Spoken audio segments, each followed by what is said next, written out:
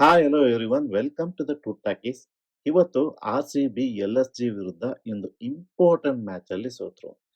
ಒಬ್ಬ RCB ತಂಡದ ಕಟ್ಟ ಅಭಿಮಾನಿಯಾಗಿ ಇವತ್ತಿನ ಮ್ಯಾಚ್ ಅನ್ನು ಸೋಲೋದಕ್ಕೆ ಕಾರಣ ಏನು, ಹಾಗೂ RCB ತಂಡದಲ್ಲಿ ಇರುವ ಕೆಲವು ಆಟಗಾರರು ಸೀರಿಯಸ್ನೆಸ್ ಇಲ್ಲದೆ ಆಟ ಆಡುತ್ತಿರೋದ್ರ ಬಗ್ಗೆ ಸ್ವಲ್ಪ ಖಾರವಾಗಿ ಮಾತಾಡೋಣ. ಅದಕ್ಕೂ ಮುಂಚೆ ದಯವಿಟ್ಟು ನಮ್ಮ ಚಾನೆಲ್ಗೆ ಸಬ್ಸ್ಕ್ರೈಬ್ ಮಾಡಿ ಪ್ರೋತ್ಸಾಹಿಸಿ. RCB ಟಾಸನ್ನು ಗೆದ್ದುಬಿಟ್ಟು LSG ಅವ್ರಿಗೆ ಬ್ಯಾಟಿಂಗ್ ಆಡಿಸ್ತಾರೆ.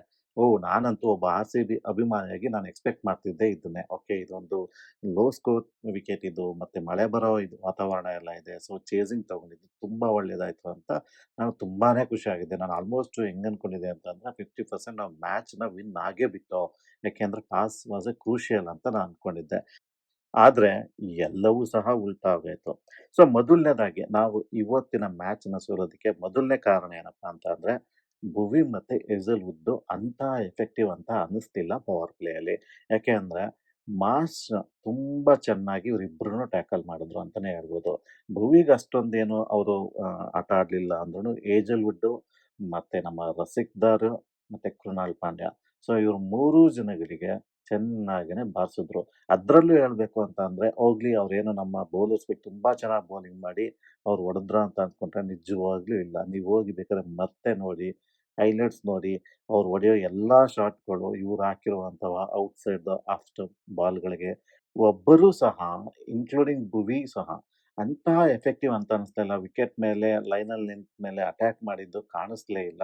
ಮತ್ತೆ ಮಾರ್ಷ್ ಅವ್ರಿಗೆ ಅಂತ ಸ್ಟ್ರಗಲ್ ಅಂತ ಅನಿಸ್ಲೇ ಇಲ್ಲ. ನಮ್ಗೆ ನಿಜವಾಗ್ಲೂ ಹೇಳ್ಬೇಕು ಅಂತ ಅಂದ್ರೆ, ಅವರು ಕುಲಕರ್ಣಿ ಜೊತೆ ಕುಲಕರ್ಣಿ ಅಂತ ಹೊಸ ಬ್ಯಾಟ್ಸ್‌ಮನ್ ಜೊತೆ ಓಪನ್ ಮಾಡಿದ್ರು ಮಾರ್ಷ್. ಅವ್ರು ಇದ್ದಿದ್ದಕ್ಕೆ ಸ್ವಲ್ಪ 68ಕ್ಕೆ ನಿಲ್ಸ್ತು ಅಂತ ಅನ್ಕೋಬಹುದು. ಯಾಕಂದ್ರೆ ಕುಲಕರ್ಣಿ ಅವ್ರು ತಗೊಂಡಿದ್ದು 24 ಬಾಲು, ಅದ್ರಲ್ಲಿ ಹೊಡೆದಿದ್ದು ಕೇವಲ 17 ರನ್ನು. ಅದ್ರಲ್ಲಿ ಒಂದೇ ಒಂದು 4 ಹೊಡೆದಿದ್ದು. ಇಲ್ಲ ಆ ವ್ಯಕ್ತಿನೂ ಏನಾದ್ರು ತುಂಬಾ ಸ್ಟ್ರಾಂಗ್ ಆಗಿ ಆಡಿದಿದ್ರೆ ಮಿನಿಮಮ್ 80 ಪ್ಲಸ್ ಹೋಗ್ತಾ ಇತ್ತು ಪವರ್ ಪ್ಲೇ ಅಲ್ಲಿ. ಬಟ್ ಮಾರ್ಷ್ ಅಂತೂ ಲೀಲಾಜಾಲವಾಗಿ ಆಡ್ಬಿಟ್ರಪ್ಪ ಎಲ್ಲರಿಗೂನು. ಏನಕ್ಕೆ ಅಂತಂದ್ರೆ ಅವ್ರು ನಿಂತುತ್ತವೇ ಹೊಡಿತಾ ಇದಾರೆ ಸಿಕ್ಸ್‌ಗಳು. ಅವ್ರೇನ್ ರಿಸ್ಕೇ ತಗೋತಾ ಇರ್ಲಿಲ್ಲ. ಅಷ್ಟು ಈಸಿಯಾಗಿ ಬೌಂಡ್ರಿ ಮತ್ತೆ ಸಿಕ್ಸ್‌ಗಳನ್ನ ಬಾರ್ಸಾಕಿದ್ರು ಅಂದ್ರೂ ತಪ್ಪೇನಿಲ್ಲ. ನಿಜವಾಗ್ಲೂ ಮಾರ್ಷ್ ಅವ್ರನ್ನ ತುಂಬಾ ಅಪ್ರಿಶಿಯೇಟ್ ಮಾಡ್ಬೇಕು ಇವತ್ತಿನ ಇನ್ನಿಂಗ್ಸ್ ಅಲ್ಲಿ. ಯಾಕೆ ಅಂತಂದ್ರೆ ಒಂದ್ 2-3 ಸರಿ ಮಳೆಯಿಂದ ಆಟ ಇಂಟರಪ್ಟ್ ಆಗುತ್ತೆ, ಹೋಗ್ತಾರೆ, ಬರ್ತಾರೆ. ಬಟ್ ಅದ್ ಯಾವುದಕ್ಕೂ ತಲೆ ಕೆಡಿಸ್ಕೊಳ್ದೆ ತಮ್ಮ ಆಟವನ್ನ ಅವರು ಹಂಗೆ ಕಂಟಿನ್ಯೂ ಮಾಡ್ಕೊಂಡು ಕೊನೆಯವರೆಗೂ ಅದೇ ತರ ಆಡಿದ್ರು. ನಮ್ಗೆ ಫಸ್ಟ್ ವಿಕೆಟ್ ಬೀಳೋದು ಅಂದ್ರೆ 9.2 ಓವರಲ್ಲಿ ಆಲ್ರೆಡಿ 95 ಹೊಡೆದ್ಮೇಲೆ ಯಾರದು ಕುಲಕರ್ಣಿ ಅವ್ರ ವಿಕೆಟನ್ನ ಕೃಣಾಲ್ ಪಾಂಡ್ಯ ಅವ್ರು ತೆಗಿತಾರೆ. ಅದೇ ನಮಗೆ ಸಿಗುವಂತಹ ಫಸ್ಟ್ ವಿಕೆಟು. ಸೊ ಅಂದ್ರೆ ನೋಡಿ ನೀವು, ಎಷ್ಟು ಇಷ್ಟೊಂದು ನಾವು ಪವರ್ ಪ್ಲೇಯಲ್ಲಿ ಆಲ್ವೇಸ್ ಭುವಿ ಇಂದ ಒಂದು ವಿಕೆಟ್ ಆದ್ರೂ ಬೀಳ್ತಿತ್ತು. ಇಲ್ಲ ಹೇಜಲ್‌ವುಡ್ ಇಂದ ಆದ್ರೂ ಬೀಳ್ತಿತ್ತು. ಬಟ್ ಇವತ್ತು ಯಾಕೋ ಗೊತ್ತಿಲ್ಲ, ಅಂತಹ ಒಂದು ಜೋಶೇ ಕಾಣ್ಲಿಲ್ಲ ಬೌಲಿಂಗ್ ಮಾಡ್ಬೇಕಾದ್ರೆ. ಆ ಮಳೆದ್ ಅಡ್ವಾಂಟೇಜ್ ಆಗ್ಲಿ ಎಲ್ಲೂ ಕಾಣ್ತಾ ಇಲ್ಲ. ಬರೀ ಬ್ಯಾಟ್ಸ್‌ಮನ್‌ಗಳೇ ಬಾರಿಸ್ತಾ ಇದ್ದಾರೆ. ಸೊ ನಂಗೆ ನಿಜವಾಗ್ಲೂ ಒಂಥರ RCB ಅಭಿಮಾನಿಯಾಗಿ ನೋಡೋದಕ್ಕೆ ಕಷ್ಟ ಆಗ್ತಿತ್ತು ನಮ್ಮ ಬೌಲರ್ಸ್‌ಗಳನ್ನ. ರಸಿಕ್ದಾರ್ ಅಂತೂ ಅವ್ರು ಏನ್ ಮಾಡ್ತಾ ಇದೀವಿ ಆ ಲೈನಲ್ಲಿ ನಿಂತೆ ಅವ್ರು ಸಿಗ್ತಾ ಇಲ್ಲ. ಶಾರ್ಟ್ ಬಾಲ್ ಹಾಕ್ಬಿಟ್ಟು ಹೊಡ್ಸ್ಕೊಳ್ತಾ ಇದ್ದಾರೆ. ತುಂಬಾ ಕೆಟ್ಟದಾಗಿ ಬೌಲಿಂಗ್ ಮಾಡಿದ್ರು. ಅದ್ರಲ್ಲೂ ರಸಿಕ್ದಾರ್ 4 ಓವರ್‌ಗೆ 53 ರನ್ ಕೊಡ್ತಾರೆ ರಸಿಕ್ದಾರು. ಇನ್ನು ಸುಹೀಲ್ ಶರ್ಮಾ, ನಾನ್ ನಿಜವಾಗ್ಲೂ ಹೇಳ್ತೀನಿ ಆನೆಸ್ಟ್ ಆಗಿ, ಎಷ್ಟೋ ಜನ ಹೇಳ್ತಾರೆ ಕ್ರಿಕೆಟ್ ಪಂಡಿತರು, ಓಕೆ RCBಗೆ ಈ ಸರಿ ಒಳ್ಳೆ ಸ್ಪಿನ್ನರ್ ಸಿಕ್ಕಿದ್ದಾರೆ ಅಂತ. ಕೃಣಾಲ್ ಪಾಂಡ್ಯ ಓಕೆ, ಒಂದ್ ಲೆವೆಲ್‌ಗೆ ನನಗೆ ಒಂದ್ ಸ್ವಲ್ಪ ಒಂದು ಎನರ್ಜಿ ತರ್ತಾರೆ ಟೀಮ್‌ಗೆ. ಬೇಕು ಅಂದಾಗ ಸ್ವಲ್ಪ ಆ ಒಂದು ಅಗ್ರೆಸಿವ್ ತೋರಿಸ್ತಾರೆ. ಸುಯೇಶ್ ಶರ್ಮಾ ನಿಜವಾಗ್ಲೂ ಹೇಳ್ತೀನಿ, ಈ ವ್ಯಕ್ತಿ ಆನೆಸ್ಟ್ ಆಗಿ ನೀವೇ ಹೇಳಿ, ಯಾವ ಮ್ಯಾಚಲ್ಲಿ ಈ ವ್ಯಕ್ತಿ ಬೇರೆ ಎಲ್ಲಾ ಬೌಲರ್ಸ್‌ಗಳು ಹೊಡೆಸ್ಕೊಂಡು ಇವ್ರು ಮ್ಯಾಚ್‌ನ ವಾಪಸ್ ತಂದಿದ್ದಾರೆ ಅಂತ. ಇವ್ರು ಯಾವಾಗ ಚೆನ್ನಾಗ್ ಮಾಡ್ತಾರೆ ಅಂದ್ರೆ, ಎಲ್ಲಾರು ಚೆನ್ನಾಗ್ ಮಾಡಿದ್ರೆ ಇವ್ರು ಒಂಚೂರು ಚೆನ್ನಾಗ್ ಮಾಡ್ತಾರೆ. ಇಲ್ಲ ಬೇರೆ ಎಲ್ಲರೂ ಸಹ ಹೊಡ್ಸ್ಕೊತಾ ಇದ್ದಾರೆ ಅಂದ್ರೆ, ಈ ವ್ಯಕ್ತಿ ಕೈಲಿ 4 ಓವರ್ ಮಾಡೋದಿಕ್ಕೆ ಆಗೋದಿಲ್ಲ ರೀ. ಸೊ ನೀವು ನೋಡಿ ಬೇಕಾದ್ರೆ ಎಲ್ಲಾ ಮ್ಯಾಚ್‌ಗಳನ್ನ ನೋಡಿ. ಬೇರೆ ಎಲ್ಲಾರು ಹೊಡ್ಸ್ಕೊಂಡಿರೋ ಮ್ಯಾಚ್‌ಗಳಲ್ಲಿ ಈ ವ್ಯಕ್ತಿ 4 ಓವರ್‌ನ ಮಾಡೇ ಇರಲ್ಲ. ಸೊ ಅದಕ್ಕೆ ಅಂತಾನೆ ಇಟ್ಕೊಂಡಿರೋದು. ಇನ್ನೊಂದು ನಮ್ಮ ಜಾಕಿನ್ ಇಟ್ಕೊಂಡಿದ್ದಾರೆ, ನಮ್ಮ ರಜತ್ ಪಟ್ಟಿದಾರ್. ಅದೇ ರೊಮ್ಯಾರಿಯೋ ಶೆಫರ್ಡ್. 1 ಓವರ್, 2 ಓವರ್ ಮಾಡ್ಸೇ ಮಾಡಿಸ್ತಾರೆ. ಈ ಶ್ರೇಯಸ್ ಶರ್ಮನಿಂದನೋ, ಇಲ್ಲ ಕೃಣಾಲ್ ಪಾಂಡ್ಯನಿಂದಲೋ ಕೆಲವೊಂದು ಓವರ್‌ನ ತಪ್ಪಿಸ್ಕೊಳ್ಳೋದಿಕ್ಕೆ. ಸೊ ಬಟ್ ಏನೋ ಗೊತ್ತಿಲ್ಲ, ರೊಮ್ಯಾರಿಯೋ ಶೆಫರ್ಡ್ ಮಿನಿಮಮ್ 15-16 ಅಥವಾ 20. ಸೊ ಇದು ಕಾಮನ್ ಆಗ್ಬಿಟ್ಟಿದೆ. ಒಂಥರ ದಾನಶೂರ ಕರ್ಣ. RCBಯಲ್ಲಿರುವ ದಾನಶೂರ ಕರ್ಣ ಅಂದ್ರೆ ರೊಮ್ಯಾರಿಯೋ ಶೆಫರ್ಡ್ ಅಂತಾನೆ ಹೇಳ್ಬಿಡ್ಬೋದು. ಬಂತ ಅಂದ್ರೆ ನಾವು ಟಿಕ್ ಮಾಡ್ಕೊಬಿಡ್ಬೋದು. ಓಕೆ, ಫಸ್ಟ್ 1 ಓವರ್ 15, ಇನ್ನ ಲಾಸ್ಟ್ 4 ಓವರ್ ಅಲ್ಲಿ ಏನಾದ್ರು ಮಾಡ್ತಾ ಇದ್ರೆ 20, 25. ಸೊ ಅದು ಬರ್ಕೊಂಬಿಡ್ಬೋದು ಅವ್ರೇನೆ. ಸ್ವಲ್ಪ ಅದೇನೋ ಗೊತ್ತಿಲ್ಲ. ಈ ಒಂದು ಇಂಟರ್ನ್ಯಾಷನಲ್ ಲೆವೆಲ್ ಬೌಲಿಂಗ್ ಮಾಡ್ತಿದ್ದಾರೆ ಶೆಫರ್ಡ್ ಮತ್ತೆ ಶ್ರೇಯಸ್ ಶರ್ಮಾ. ಅವರಿಬ್ಬರು ನಿಜವಾಗ್ಲೂ ಇಂಪ್ರೂವ್‌ಮೆಂಟೇ ಮಾಡ್ಕೋತಾ ಇಲ್ವಾ ಬೌಲಿಂಗಲ್ಲಿ ಗೊತ್ತಿಲ್ಲ. ಶ್ರೇಯಸ್ ಶರ್ಮಾ ಅಂತೂ ಲೆಂತ್ ಅಲ್ಲೇ ಹಾಕಲ್ಲ. ಲೈನ್ ಲೆಂತ್ ಅಲ್ಲೇ ಹಾಕಲ್ಲ ಬೌಲಿಂಗ್‌ನ ನೀವು ಅಬ್ಸರ್ವ್ ಮಾಡಿ ಬೇಕಾದ್ರೆ. ಇಲ್ಲ ಶಾರ್ಟ್ ಪಿಚ್ ಹಾಕ್ಬಿಡ್ತಾನೆ, ಇಲ್ಲ ಗೂಗ್ಲಿ ಅಂತ ಆ ಕಡೆಗೆ ಹಾಕ್ತಾನೆ. ಮತ್ತೆ ಒಂದ್ ತಾವ್ ಹಾಕಿದಂಗೆ ಇನ್ನೊಂದ್ ತಾವ್ ಪಿಚ್ಚೇ ಬೀಳಲ್ಲ ಆ ವ್ಯಕ್ತಿದು. ಆ ಲೆಂತ್ ಮೇಲೆ ಕಂಟ್ರೋಲೇ ಇಲ್ಲ ಇವ್ರಿಗೆ. ಲಾಸ್ಟ್ ಇಯರ್ ಅಟ್‌ಲೀಸ್ಟ್ ಇತ್ತು. ಬಟ್ ಈ ಇಯರ್ ಅಂತೂ ನನಗಂತೂ ತುಂಬಾನೇ ನಿರಾಶೆ ಆಗಿದ್ದು ಶ್ರೇಯಸ್ ಶರ್ಮಾ ಮತ್ತೆ ರೊಮಾರಿಯೋ ಶೆಪರ್ಡ್ ಅವರ ಬೌಲಿಂಗ್ ಮೇಲೆ. ಆ ರೊಮಾರಿಯೋ ಶೆಪರ್ಡ್‌ಗೆ ಯಾಕಾದ್ರೂ ಬೌಲಿಂಗ್ ಕೊಡ್ತಾರಪ್ಪಾ ಅಂತ ಅನ್ಸ್ಬಿಡುತ್ತೆ ನನಗೊಂದೊಂದ್ಸರಿ. ಸೊ ಆ ಲೆವೆಲ್‌ಗೆ ನಮ್ಮನ್ನ ಫ್ರಸ್ಟ್ರೇಟ್ ಮಾಡಿರೋದಂತೂ ನಿಜ. ಆರ್‌ಸಿಬಿ ಅಭಿಮಾನಿಗಳಾಗಿ ನೀವು ನನ್ನ ಮಾತನ್ನ ಒಪ್ಪೋದಾದ್ರೆ ದಯವಿಟ್ಟು ಕಮೆಂಟ್ ಮಾಡಿ. ಇನ್ನು 2ನೇ ಕಾರಣ. ನಿಜವಾಗ್ಲೂ 2ನೇ ಕಾರಣ ಏನಪ್ಪಾ ಅಂತಂದ್ರೆ, ಈಗ ಮಾರ್ಸ್ ಅಷ್ಟೊಂದೆಲ್ಲ ಚೆನ್ನಾಗ್ ಆಡಿದ್ರು. ಓಕೆ ಅದನ್ನ ಒಂದ್ ರೇಂಜ್‌ಗೆ ಒಪ್ಕೊಂಡ್ಬಿಡೋಣ. ಅಂದ್ರೆ ಏನೋ ಒಂದು ಪವರ್ ಪ್ಲೇಯಲ್ಲಿ ಚೆನ್ನಾಗ್ ಮಾಡಿದ್ರು, ಒಂದು ಇನ್ನಿಂಗ್ಸ್‌ನ ಬಿಲ್ಡ್ ಮಾಡಿದ್ರು. ಓಕೆ ಅದೆಲ್ಲ ಒಂದು ಪಾರ್ಟ್ ಆಫ್ ದ ಗೇಮ್ ಅದು. ಬಟ್ ಮಾರ್ಸ್ ಔಟ್ ಆದ್ಮೇಲೆ 17th ಓವರ್ ಮತ್ತೆ 19th ಓವರ್ ನೀವು ನೋಡಿ. ಹೇಸಲ್‌ವುಡ್ ಅಂತ ವಿಕೆಟ್ ತೆಗೆದ್ಬಿಟ್ಟು ಅಂತ ಎಕ್ಸ್‌ಪೀರಿಯನ್ಸ್ ಬೌಲರ್ ಅದು ಯಾರ್ ಕೈಯಲ್ಲಿ? ಪಂತ್ ಕೈಯಲ್ಲಿ 2 4 1 2ಡಿ 2 ವೈಡು 1 6 ಅನ್ನ ಹೊಡೆಸ್ಕೊಳ್ತಾರೆ. ಅದು ಪಂತ್ ಕೈಯಲ್ಲಿ. ಅಂದ್ರೆ ಟೋಟಲು 17th ಓವರಲ್ಲಿ ಹೇಸಲ್‌ವುಡ್ ಕೊಟ್ಟಂತಹ ರನ್ನು 18 ರನ್ನು. ಇದನ್ನ ನಿಜವಾಗ್ಲೂ ಅಕ್ಸೆಪ್ಟ್ ಮಾಡಕ್ ಆಗಲ್ಲ. ಯಾಕೆ ಅಂತ ಅಂದ್ರೆ ಪಂತ್ ಇಡೀ ಸೀಸನ್ ರನ್ ಹೊಡೆಯಕ್ಕಾಗ್ದೇನೆ ಒದ್ದಾಡ್ತಾ ಇದ್ದಿದ್ದ. ಅಂಥದ್ರಲ್ಲಿ ಅವ್ರ ಕೈಯಲ್ಲಿ 18 ರನ್ನನ್ನ ಹೊಡೆಸ್ಕೊಳ್ತಾರೆ ಹೇಸಲ್‌ವುಡ್ ಅವರು. ಅದು ಏನು ಒಳ್ಳೆ ಬಾಲ್‌ಗಳು ಹೊಡೆದ್ರಾ? ನೀವೇ ನೋಡಿದೀರಾ, ನೀವೇ ಹೇಳಿ. ಇನ್ನು 18th ಓವರ್ ಭುವಿ ಬರ್ತಾರೆ. ಒಂದೇ ಒಂದು 4 ಕೊಡ್ತಾರೆ. ಬಟ್ ಕಪಲ್ ಆಫ್ 2 ಡೀಸ್ ಓಡೋದ್ರಿಂದ ಅದು 10 ರನ್ ಆಗುತ್ತೆ. ಒಂದು ಡೀಸೆಂಟ್ ಓವರ್ ಅಂತಾನೆ ಅನ್ಸ್ಬೋದು. ಡೆತ್ ಓವರಲ್ಲಿ 10 ರನ್. ಬಟ್ 19th ಓವರ್ ಬರ್ತಾರೆ ನಮ್ಮ ರಸಿಕ್‌ದಾರು. ಎಗೈನ್ ಫಸ್ಟ್ 3 ಬಾಲ್ ತುಂಬಾ ಚೆನ್ನಾಗಿ ಮಾಡ್ತಾರೆ ರೀ ರಸಿಕ್‌ದಾರು. ಒಂದ್ ಸಿಂಗಲ್ಲು, ನೆಕ್ಸ್ಟ್ ಒಂದು ವಿಕೆಟ್ ತಗೋತಾರೆ, ನೆಕ್ಸ್ಟ್ ಒಂದು ಸಿಂಗಲ್. ಅದಾದ್ಮೇಲೆ ಲಾಸ್ಟ್ 3 ಬಾಲ್ ರೀ ಪಂತ್ ಆಡ್ತಾರೆ. 4, 4, 6 ಅದು ಹೇಗೆ? ಅವ್ರು ಯಾವ ಕಡೆಗೆ ಬ್ಯಾಕ್ ತಿರುಗ್ಕೊಂಡು ಇಟ್ಕೊಂಡಿರ್ತಾರೆ, ರಿವರ್ಸ್ ಶೇಪ್ ಇಟ್ಕೊಂಡಿದ್ರೆ ಆ ಕಡೆಗೆ ಬಾಲ್ ಹಾಕ್ತಾರೆ. ಸೊ ಇಲ್ಲೇ ನಾವು ಒಂದ್ ರೀತಿಯಲ್ಲಿ ಏನಂದ್ರೆ ಜಾಸ್ತಿ ರನ್‌ನ ಒಂದು ರೀತಿಯಲ್ಲಿ ಚೆಲ್ಲಿದ್ದೆ ಇಲ್ಲಿ. ನಮ್ದು ಪವರ್ ಪ್ಲೇಯಲ್ಲಿ ಒಂದು ವಿಕೆಟು ತೆಗ್ದಿರ್ಲಿಲ್ಲ. ಹೌದು. ಸೊ ಹೇಗೆ ಡೆತ್ ಓವರಲ್ಲಿ ಯಾವ ತರ ಎಕ್ಸಿಕ್ಯೂಟ್ ಮಾಡ್ಬೇಕು ಅನ್ನೋ ಒಂದು ಕ್ಯಾಲ್ಕುಲೇಷನ್‌ನ ತಪ್ತಾರೆ. ಆಕ್ಚುಲಿ ಹೇಳ್ಬೇಕಂದ್ರೆ ನಮ್ದು ಡೆತ್ ಓವರ್‌ಗೆಲ್ಲ ತುಂಬಾ ಚೆನ್ನಾಗಿ ಮಾಡ್ತಾ ಇದ್ರು. ಬಟ್ ಇವತ್ತಿನ ಮ್ಯಾಚಲ್ಲಿ ಆ 17th ಓವರ್ ಮತ್ತೆ 19th ಓವರಲ್ಲಿ ಆಲ್ಮೋಸ್ಟ್ 35 ರನ್ ಕೊಡ್ತಾರೆ. ಆಲ್ಮೋಸ್ಟ್ 35 ರನ್ ಕೊಡ್ತಾರೆ. ಸೊ ಅಂದ್ರೆ ಅಲ್ಲಿಗೆ ನಮ್ಗೆ ರಿಷಬ್ ಪಂತ್ ಅವರು 10 ಬಾಲಲ್ಲಿ ಅವ್ರು ಹೊಡೆದಂತಹ ಸ್ಕೋರ್ ನಮ್ಗೆ 32 ರನ್. ಅಂದ್ರೆ 320 ಸ್ಟ್ರೈಕ್ ರೇಟಲ್ಲಿ ರಿಷಬ್ ಪಂತ್ ಹೊಡೆದಿದ್ದಾರೆ.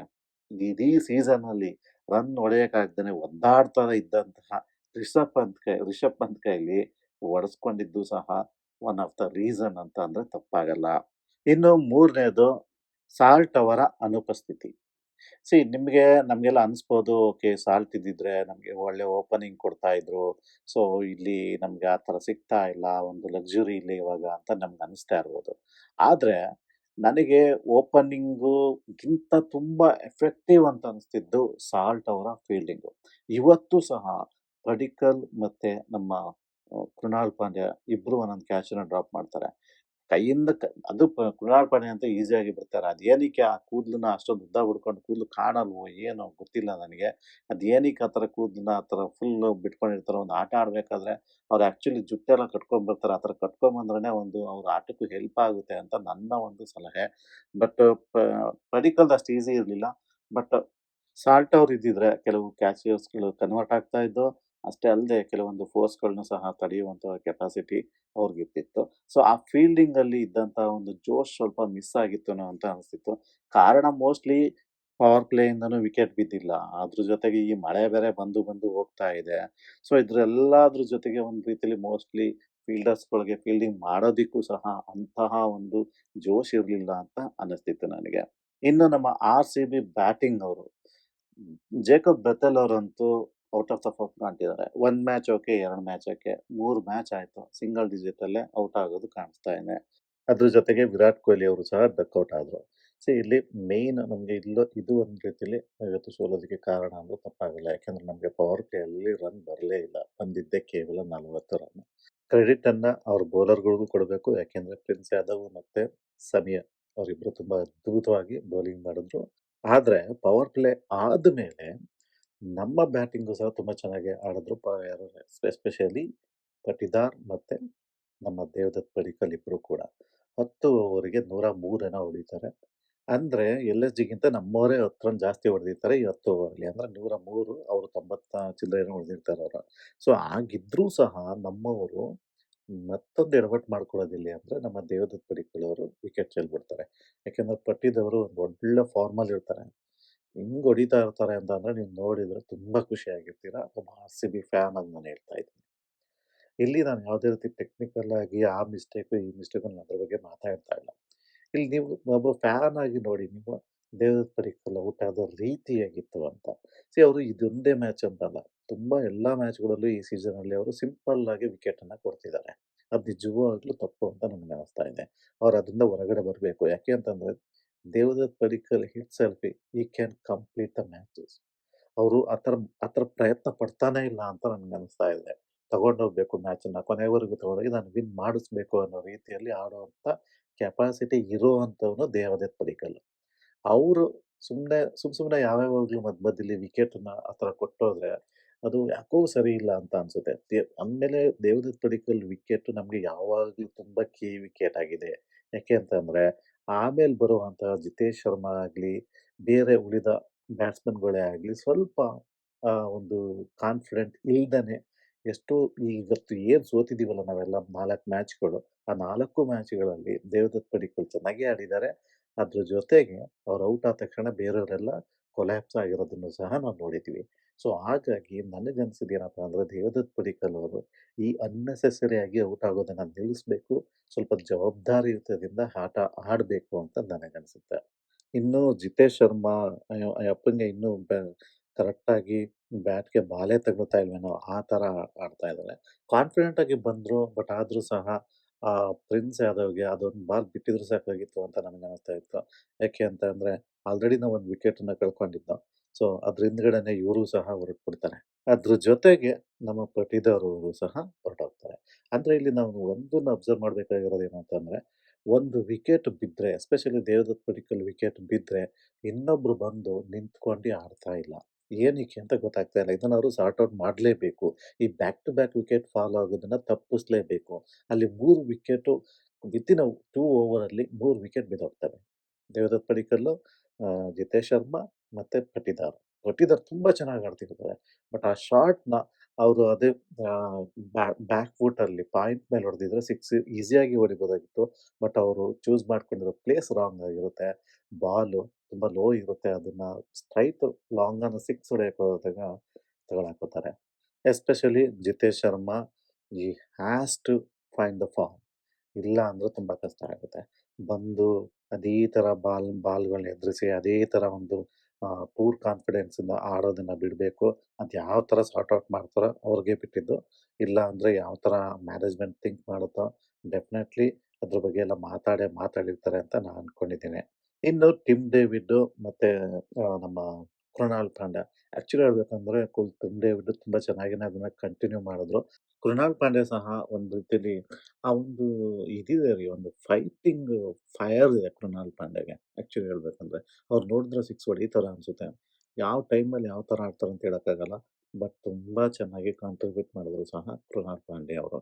ಕೊನೆಗೆ ಒಂದು ಏನು ಆ 10ನೇ ಓವರಿಂದ ಮೊಮೆಂಟಮ್ ಸ್ಟಾರ್ಟ್ ಆಗಿ ಈ 9 ಓವರ್‌ಗಳಲ್ಲಿ ಹೊಡಿ-ಬಡಿ ಆಟನೇ ನಡೆಯುತ್ತೆ. ವಿಕೆಟ್‌ಗಳು ಉರುಳ್ತಾ ಇರುತ್ತೆ. ಅದು ಆಲ್ಮೋಸ್ಟ್ ಎಕ್ಸ್‌ಪೆಕ್ಟೆಡ್ ಆಗಿರುತ್ತೆ. ಅಂದ್ರೆ ನಮಗೆ ಹೋಪೇ ಇರಲ್ಲ ಆಕ್ಚುಲಿ ಬರ್ತಾರಾ ಅಂತ.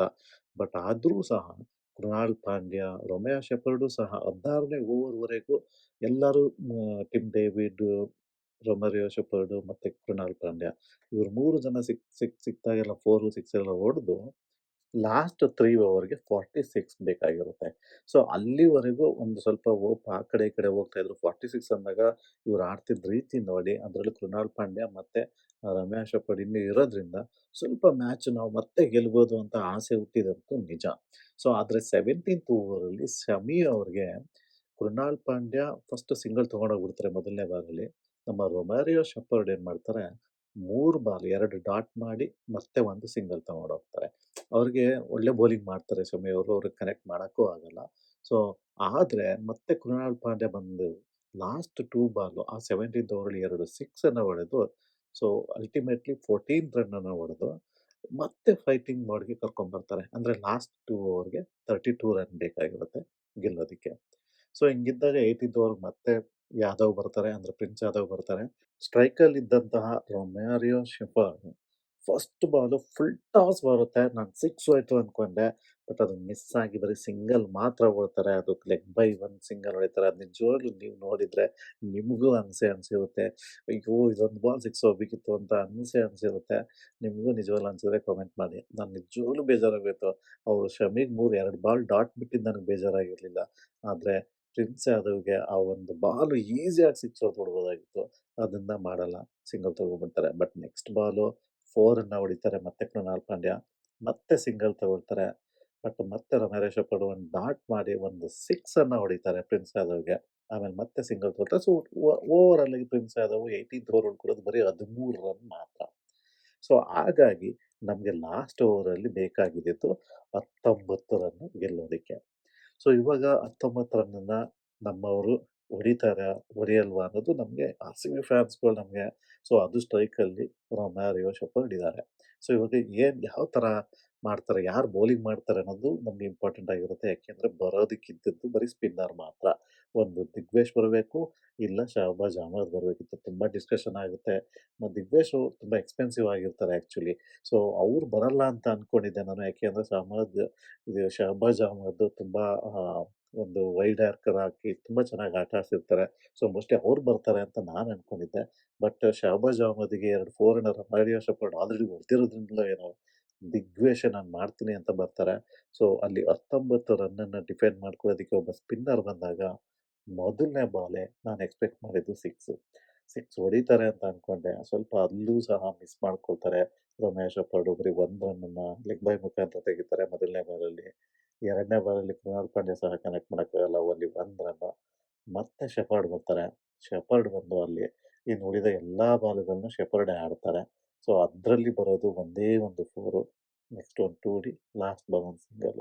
ಅಂದ್ರೆ ಕೇವಲ 10 ರನ್ ಮಾತ್ರನ ಒಬ್ಬ ಸ್ಪಿನ್ನರ್‌ಗೆ ರೊಮ್ಯಾರಿಯೋ ಶೆಪರ್ಡ್ ಹೊಡೆಯಕ್ಕಾಗುತ್ತೆ. ಒಂದೇ 3 ಬಾಲು ತುಂಬಾನೇ ಟ್ರೈ ಮಾಡ್ತಾರೆ. ಏನೋ ಕನೆಕ್ಟ್ ಆಗಿಲ್ಲ. ಅವ್ರ ದಿನ ಅಲ್ಲ ಇವತ್ತು ಅಂತ ನನಗನ್ನಿಸ್ಬಿಡುತ್ತೆ ಆಕ್ಚುಲಿ.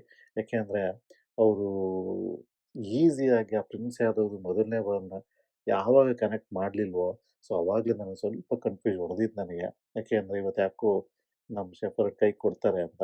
ಸೊ, ಹಾಗೇನೆ ಒಂದು ಲಾಸ್ಟ್ ಓವರಲ್ಲಿ ಹೊಡಿಬೋದಾಗಿತ್ತು. ಮೊದಲನೇ ಬಾಲಿಗೆ ಸಿಕ್ಸ್ ಹೊಡೆದಿದ್ರೆ ಇನ್ನೂ ಕಾಂಪಿಟೇಟಿವ್ ಆಗಿರ್ತಿತ್ತು. ಬೌಲರು ಸಹ ಅದೇ ಥರ ಹಾಕ್ಬಿಡ್ತಿದ್ರು. ಯಾವಾಗ ಫಸ್ಟ್ 3 ಬಾಲಲ್ಲಿ ಬರೀ 2 ರನ್ ಬಂತೋ, ಇನ್ನು ದಿಗ್ವೇಶ್ ಲೆಂತ್ ಮೇಲೆ ತುಂಬಾ ಕಂಟ್ರೋಲ್ ಇಟ್ಕೊಂಡ್ಬಿಟ್ರು. ತುಂಬಾ ಚೆನ್ನಾಗಿ ಆಡ್ಸಿದ್ರು ಅಂತಾನೂ ಹೇಳ್ಬೋದು ಕೊನೆ ಓವರ್‌ನ. ಇನ್ನು ಓವರಾಲ್ ಆಗಿ ನೀವು ಸಹ ಕಂಪ್ಲೀಟ್ ಮ್ಯಾಚನ್ನ ನೋಡಿದ್ದೀರಾ. ಹಾಗಾದ್ರೆ ನಿಮ್ಗೆ ನಿಜವಾಗ್ಲೂ ಹೇಳಿ, ಎಲ್ಲಿ ನಾವು ಯಾವ ಒಂದು ಸ್ಟೇಜಲ್ಲಿ ಸೋತೋದು? ಈ ಟಿ20 ಗೇಮಲ್ಲಿ ಪ್ರತಿಯೊಂದು ಸ್ಟೇಜನ್ನ ನಾವು ಡಿವೈಡ್ ಮಾಡ್ತಾ ಹೋದ್ರೆ, ಕೆಲವೊಂದು ಸ್ಟೇಜಲ್ಲಿ ಅವ್ರು ವಿನ್ ಆಗ್ತಾರೆ, ಕೆಲವೊಂದು ಸ್ಟೇಜಲ್ಲಿ ಆರ್-ಸಿ-ಬಿ ವಿನ್ ಆಗಿದೆ. ಆದ್ರೆ ನನಗೆ ಆರ್-ಸಿ-ಬಿ ಸೋತಿದ್ದು ಏನಪ್ಪ ಮೇನ್ ಕಾರಣ ಅಂತ ಅನ್ಸಿದ್ರೆ, ಒಂದು ಆ ರಿಷಬ್ ಪಂತ್ ಕೈಲಿ ಆ ಟೈಮಲ್ಲಿ 10 ಬಾಲಲ್ಲಿ 32 ರನ್ನನ್ನ ಹೊಡೆಸ್ಕೊಂಡಿದ್ದು ತಪ್ಪಾ ಅಂತ ನನಗನ್ನಿಸ್ತು. ಅದೊಂದಾದ್ರೆ, ಇನ್ನೊಂದೇನಪ್ಪ ಅಂತ ಅಂದ್ರೆ, ನಾವು ಬ್ಯಾಟಿಂಗ್ ಆಡ್ಬೇಕಾದ್ರೆ 11ನೇ ಓವರು, 12ನೇ ಓವರು, 6ನೇ ಓವರಿಂದ 10ನೇ ಓವರ್‌ವರೆಗೂ ನಾವು ರನ್‌ಗಳ ಸುರಿಮಳೆನೇ ಹೊಡಿತಾ ಇರ್ತಾರೆ. ಯಾರು ನಮ್ಮ ರಜತ್ ಪಟಿದಾರ್ ಅವರು. ಆ ಟೈಮಲ್ಲಿ 11ನೇ ಓವರು, 12ನೇ ಓವರಲ್ಲಿ ಬರೋದು ಕೇವಲ 9 ರನ್ನು, ಕಳ್ಕೊಳ್ಳೋದು 3 ವಿಕೆಟು. ದೇವದತ್ ಪಡಿಕ್ಕಲ್, ಜಿತೇಶ್ ಶರ್ಮಾ ಮತ್ತೆ ರಜತ್ ಪಟಿದಾರ್. ಈ 2 ಓವರ್‌ಗಳಲ್ಲಿ ಅವರು ನಮ್ಮನ್ನ ಪುಲ್ ಬ್ಯಾಕ್ ಮಾಡಿದ್ರು ಅಂತ ನನಗನ್ನಿಸ್ತು. ಈ 2 ಸ್ಟೇಜಲ್ಲಿ ನಿಮಗೇನನ್ನಿಸ್ತು ಅಂತ ನನ್ನ ಪರ್ಸನಲಿ ಅನ್ಸಿದ್ದೇನಪ್ಪ ಅಂದ್ರೆ, ಇವೆರಡು ಸ್ಟೇಜಲ್ಲಿ ನಾವು ಸೋತ್ವು ಅಂತ ಅನಿಸ್ತು. ಈವನ್ ಲಾಸ್ಟ್ ಓವರಲ್ಲಿ ರೊಮೇರಿಯೋ ಶೆಪರ್ಡು 19 ರನ್ ಹೊಡೆಯಕ್ಕಾಗ್ಲಿಲ್ಲ. ಅಲ್ಲೂ ಸೋತ್ವು ಅಂತ ಅನಿಸ್ಬೋದು. ಬಟ್ ಅವ್ರು ಟ್ರೈ ಮಾಡಿದ್ದಾರೆ. ಅಲ್ಲಿವರೆಗೆ ತಗೊಂಡೋಗಿದ್ದೇ ಒಂದು ಹೆಚ್ಚು ಮ್ಯಾಚನ್ನ. ಆದ್ರೂ ಸಹ ನಾನು ಅದನ್ನ ಕನ್ಸಿಡರ್ ಮಾಡೋದಕ್ಕಿಂತ ಮುಂಚೆ ನನಗೆ ಇದು ತುಂಬಾ ಪ್ರಿಯಾರಿಟಿ ಅಂತ ಅನಿಸ್ತು. ಈ 11th ಮತ್ತೆ 12th ಓವರಲ್ಲಿ ಕಳ್ಕೊಂಡಂತಹ 3 ವಿಕೆಟು ಮತ್ತೆ ಬಂದಿದ್ದು ಕೇವಲ 9 ರನ್. ಈ ಸ್ಟೇಜು ನಮ್ಮ ಆರ್-ಸಿ-ಬಿ ತಂಡ ಸೋಲೋದಕ್ಕೆ ಬಹುಮುಖ್ಯವಾಗಿ ಕಾರಣ ಆಯ್ತು ಅಂತ ನನಗನ್ನಿಸ್ತು. ಇನ್ನು ನೀವು ಸಹ ಆರ್-ಸಿ-ಬಿ ಅಭಿಮಾನಿಗಳಾಗಿದ್ದೀರಾ ಅಂತ ಅನ್ಕೊಂಡಿದ್ದೀನಿ. ಸೊ ನಿಮಗೆ ನಾವು ಎಲ್ಲಿ ಸೋತೋ ಅಂತ ಅನ್ಸುತ್ತೆ? ದಯವಿಟ್ಟು ತಿಳಿಸಿ. ಕಮೆಂಟ್ ಮುಖಾಂತರ ತಿಳಿಸಿ. ಕಮೆಂಟಲ್ಲಿ ಮತ್ತೆ ನಾನು ನಿಮ್ಮೊಂದಿಗೆ ಸಿಗ್ತೀನಿ ಅಂತ ಹೇಳ್ತಾ ದಯವಿಟ್ಟು ನಮ್ಮ ಚಾನಲ್‌ಗೆ ಸಬ್ಸ್ಕ್ರೈಬ್ ಆಗಿ, ಲೈಕ್ ಮಾಡಿ, ನಮ್ಮನ್ನ ಪ್ರೋತ್ಸಾಹಿಸಿ ಅಂತ ಹೇಳ್ತಾ ಈ ವಿಡಿಯೋನ ಇಲ್ಲಿಗೆ ಮುಗಿಸ್ತೀನಿ. Thank you.